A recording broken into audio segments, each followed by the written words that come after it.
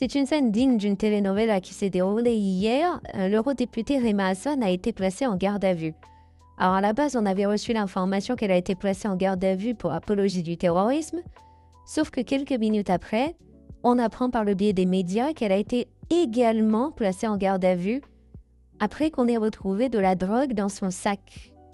L'information a évidemment fait le tour des médias et des réseaux sociaux et continue à faire parler aujourd'hui. On va essayer d'en savoir plus et puis on va voir les réactions et vous allez voir, il s'est passé beaucoup de choses.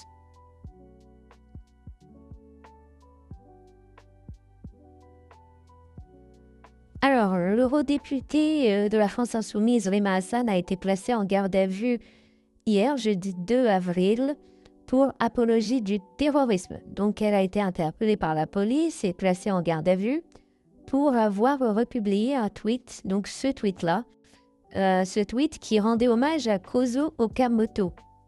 Donc, elle a écrit, je cite, « J'ai consacré ma jeunesse à la cause palestinienne.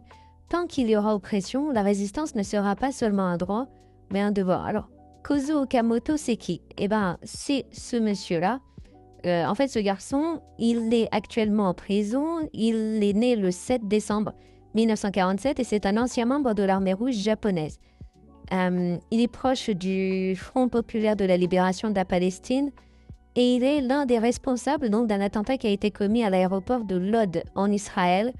Cet attentat a fait 26 morts et une centaine de blessés dans le hall de cet aéroport. Donc, c'était en 1972. Donc, il est âgé actuellement de 78 ans. Et donc, c'est pour ce tweet qui a été signalé par un élu du Rassemblement national récemment que l'eurodéputée a été placée en garde à vue. Donc, elle a été placée en garde à vue pour ce motif-là. Sauf que, qu'est-ce qu'on apprend plus tard? Eh bien que de la drogue aurait été retrouvée dans son sac. Donc, vraisemblablement, selon les informations des médias, Rima Hassan a été placée en garde à vue hier donc, et sera jugée en juillet pour apologie du terrorisme. Donc, comment ça s'est passé? En gros, à 9h du matin, hier, l'eurodéputé a été placé en garde à vue pour apologie du terrorisme, selon BFM, et Le Parisien. La procédure donc a été levée à 23h hier soir. Lunettes noires et kéfi sur les épaules, l'élu est sorti du commissariat avec son avocat Vincent Brengart. Tous deux se sont refusés à tout commentaire. Ils parleront d'ailleurs dans la journée de ce vendredi lors d'une conférence de presse. Donc, dans la foulée de la levée de la garde à vue, le parquet a annoncé que l'eurodéputé avait reçu une convocation pour être jugé du chef d'apologie du terrorisme devant le tribunal correctionnel du 7 juillet prochain. Et en parallèle, donc, plusieurs rumeurs, et ensuite ça a été confirmé par le parquet, ont annoncé que l'eurodéputé était en détention de drogue. Donc, parmi les drogues qui ont été citées par les médias et les sources concordantes, elle aurait été en possession dans son sac de drogue de synthèse, de la 3-MMC et du cannabis. Donc, la 3-MMC, on en reparlera tout à l'heure dans la deuxième partie. Et c'est une drogue qui est assez connue dans le milieu. Donc, on va essayer d'en parler tout à l'heure. Mais là, on va regarder donc les réactions, parce qu'évidemment, ça a fait beaucoup parler, cette affaire.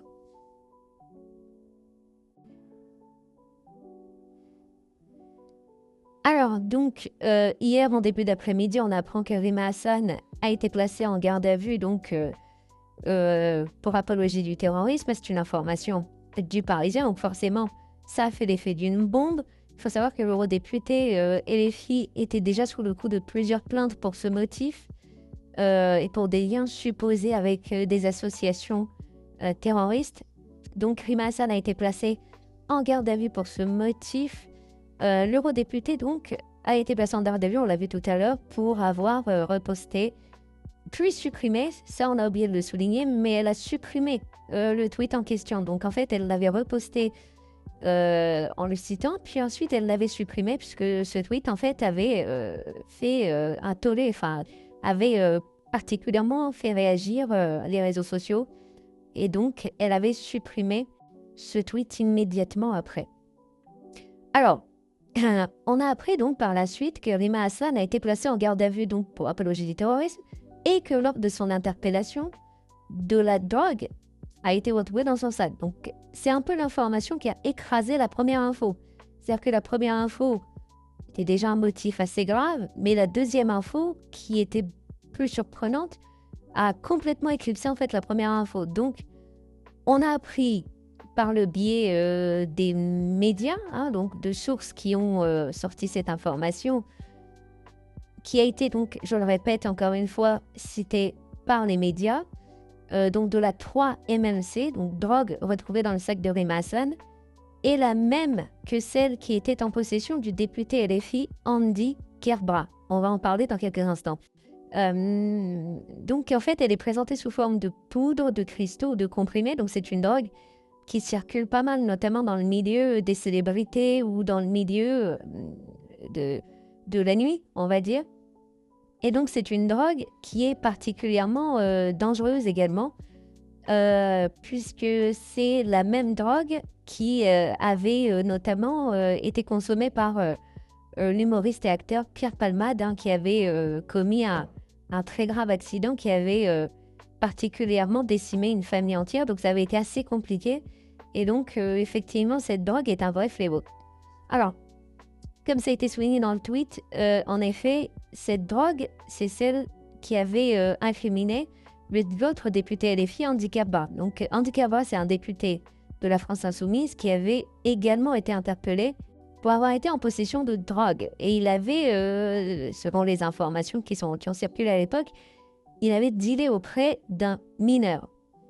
Donc, l'information avait là encore fait l'effet d'une bombe.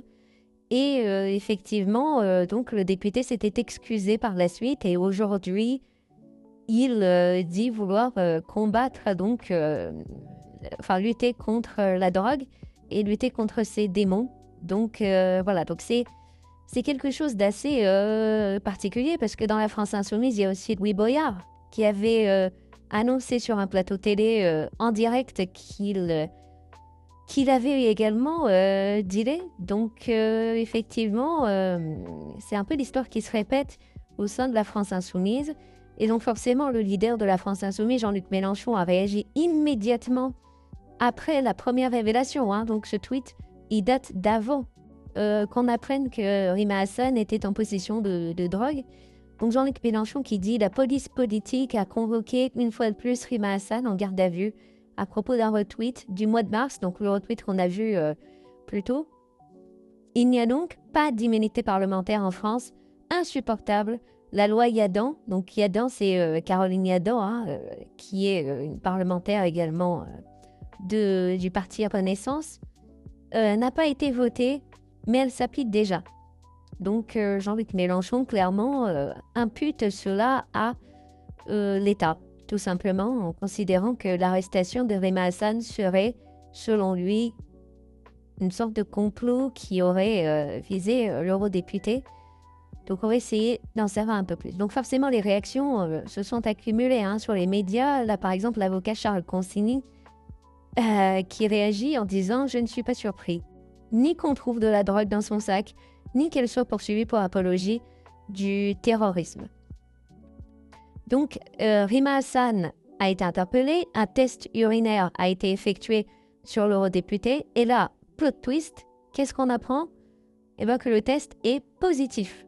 Donc, il faut savoir que Rima Hassan a refusé, dans un premier temps, qu'on prenne ses empreintes, qu'un test urinaire a été effectué, puisque forcément, ils ont découvert de la drogue dans son sac, et là, on apprend qu'il est positif. Donc, visiblement...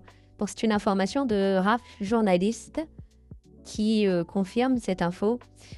Et donc, forcément, cette information-là encore a fait l'effet d'une bombe. Donc, les élus d'opposition ont également réagi dans les médias. Là, par exemple, Jean-Philippe Tanguy, le député RN, qui a réagi en disant tout simplement que pour Rima Hassan, au début, concernant la drogue, j'ai cru que c'était une fausse info tellement ça paraît complètement surréaliste.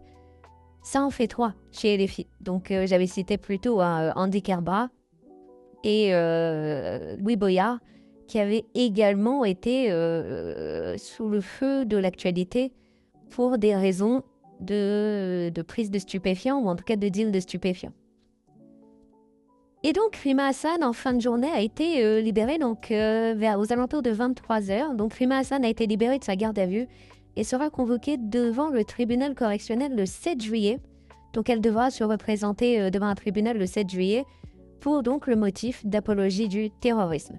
Le parquet de Paris a confirmé, la présence dans son sac de CBD et donc de 3 MMC, donc qui feront l'objet également d'une procédure distincte. Donc, ce qu'il faut comprendre, c'est que Rima Hassan est sous le coup de 2 procédures. La procédure initiale d'apologie du terrorisme, qui est une procédure distincte de la deuxième procédure, donc, qu'on a découverte hier après-midi au sujet de la présence de drogue dans ses affaires. Donc, l'eurodéputé devra s'en expliquer devant la justice dans le cadre d'une procédure l'été prochain. Et donc, Rima Hassan, après la levée de sa garde à vue, a réagi sur les réseaux sociaux, on va le voir un instant, mais l'eurodéputé nie toute l'illégalité en annonçant tout simplement que la CBD serait, selon elle, une utilisation médicale, donc elle l'aurait utilisée pour des raisons médicales. Et pour la 3-MMC, il y a encore un mystère là-dessus, donc on ne sait pas pour quelle raison cette drogue s'est trouvée dans son sac. Alors, elle a réagi sur les réseaux sociaux à l'issue de la levée de sa garde à vue. Donc, voici ce qu'elle écrit. Alors, en dessous, c'est son avocat, Vincent Brengart, qui s'est exprimé donc en disant que ce soir, Rima Hassan est libre. Nous commenterons cette journée donc aujourd'hui, en tout cas ce vendredi 3 avril, dans le cadre d'une conférence de presse qui sera définie donc dans la journée. Et donc Rima Hassan qui dit « Je réserve l'ensemble de mes déclarations à la conférence de presse que mon avocat et moi tiendrons demain après-midi. Pendant toute la journée, sur la base de fuites illégales, j'ai dû subir des accusations m'imputant la possession de plusieurs drogues. Ces accusations sont totalement fausses. Seule la présence de CBD a été constatée parmi mes effets personnels, ce qui est parfaitement légal et que j'utilise à des fins médicales. Mon avocat engagera des poursuites pour diffamation contre toute personne ayant propagé ou relayé ces fausses rumeurs. » Donc voilà, ça c'est la réaction de Rima Hassan. En tout cas, donc l'affaire a fait l'effet d'une bombe sur les réseaux sociaux et ça a fait énormément parler. Donc, conclusion, on va comprendre tout ça. Donc, c'est que Rima Hassan retournera devant le tribunal correctionnel le 7 juillet pour apologie du terrorisme et qu'une deuxième procédure aura lieu également en parallèle pour faire la lumière sur la présence des produits stupéfiants qu'elle avait en sa possession. Et donc, évidemment, une question se pose, c'est est-ce que ces produits stupéfiants étaient utilisés à but récréatifs ou à but médicaux? Ça, c'est l'enquête qui fera la lumière.